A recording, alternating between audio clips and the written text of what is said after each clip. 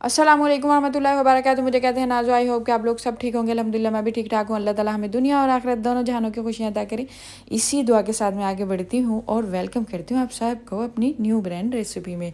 अच्छा जी, मैं आज बनाने जा रही हूँ चने की दाल चावल पुलाव। ठीक है, स्टेप नंबर 1 पे हम इंग्रेडिएंट्स की बात कर लेते हैं। यहाँ मैं लूँगी सूखा धनिया, साथ में फ्लेक्स चिली, साथ में काली मिर्चें, साथ में ज़ीरा और साथ में 2 बड़े इलायची, साथ में छोटी इलायची 3-4 अदद, साथ में लौंग और साथ में टर्मरिक पाउडर। और ये जो दूसरे मसाले हैं, खड़े मसाले, मैं इनको थोड़ा सा ग्राइंड कर लूँगी, बहुत ज़्यादा नहीं ग्राइंड करना होगा, थोड़ा सा दरदरा सा कर लूँगी।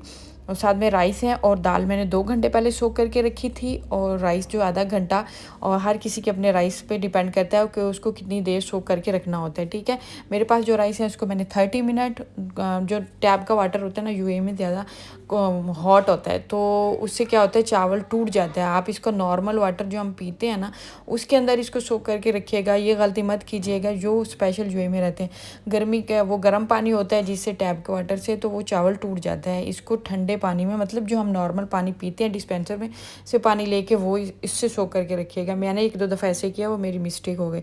यहाँ मैंने ऑयल लिया था, उसके अंदर मैंने दालचीनी डाली। दालचीनी की खुशबू बहुत ही ज़बरदस्त आती है, स्पेशल हम दाल पकाते हैं उसमें, तो मैंने इसलिए इसमें दाल चावल का पुलाव बनाने जा रही थी इसलिए मैंने डाला। साथ में मैंने अनियन डाल दिया और अब इसको कवर कर दिया ताकि ये थोड़ा सा सौते करने के बाद मैंने इसको कवर कर दिया, थोड़ा सा गोल्डन सा हो जाए।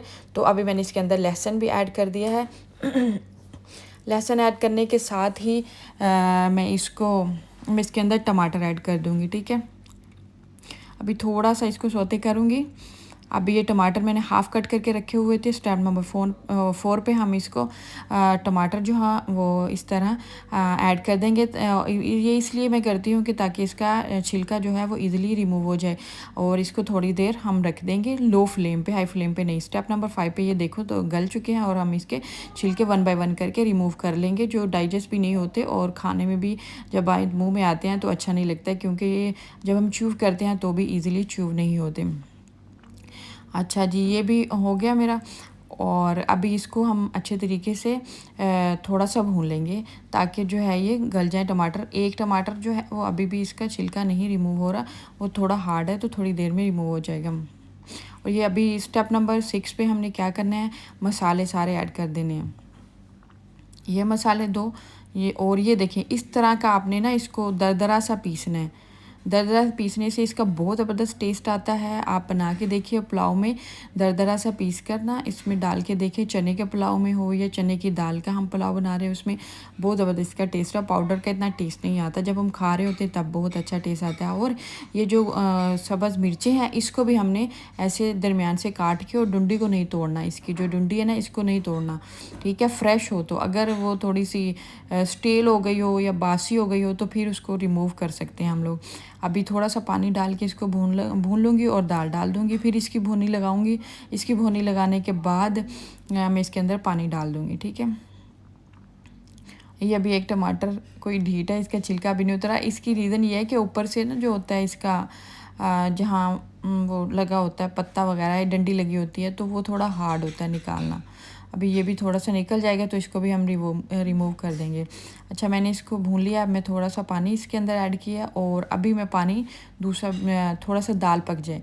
जब दाल पक जाएगी तो स्टेप नंबर 6 पर 7 आई थिंक सो, सॉरी। अच्छा, ये देखें दाल पक गई है। अभी हम चेक कर लेते हैं कि दाल पक गई है, तो हम पानी डाल देंगे इसके अंदर चावलों के लिए।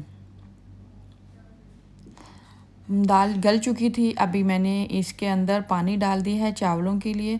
अगर हमने 1 गिलास चावल लेने हैं तो 2 गिलास पानी या 1.5 गिलास पानी, आपके चावलों पे डिपेंड करता है वो कितनी देर में गलता है।